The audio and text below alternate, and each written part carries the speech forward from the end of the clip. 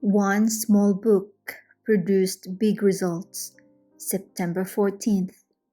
Behold, a sower went out to sow, and as he sowed, some seed fell by the wayside, but others fell on good ground and yielded a crop, some 100-fold, some 60, some 30.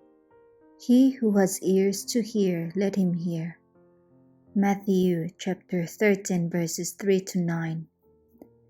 After the meeting closed a service at the Michigan camp meeting, a sister took me heartily by the hand, expressing great joy at meeting Sister White again. She inquired if I remembered calling at a log house in the woods 22 years before. She gave us refreshments, and I left with them a little book, Experience and Views. She stated that she had lent that little book to her neighbors as new families had settled around her until there was very little left of it, and she expressed a great desire to obtain another copy of the work.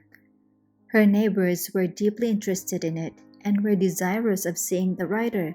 She said that when I called upon her, I talked to her of Jesus and the beauties of heaven, and that the words were spoken with such fervor that she was charmed and had never forgotten them.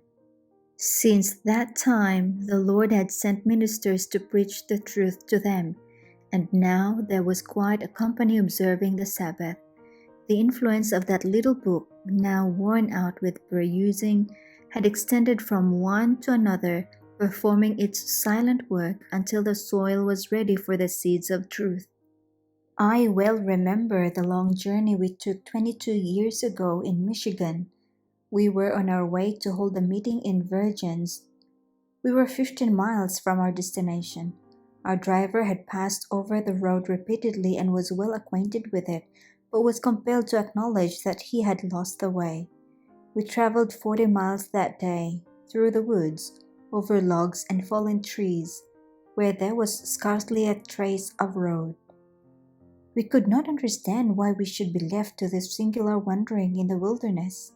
We were never more pleased than when we came in sight of a little clearing on which was a log cabin, where we found the sister I have mentioned. She kindly welcomed us to her home and provided us with refreshments, which were gratefully received. As we rested, I talked with the family and left them the little book. She gladly accepted it and has preserved it until the present time. For 22 years, our wanderings on this journey have seemed indeed mysterious to us, but here we met quite a company who are now believers in the truth, and who date their first experience from the influence of that little book.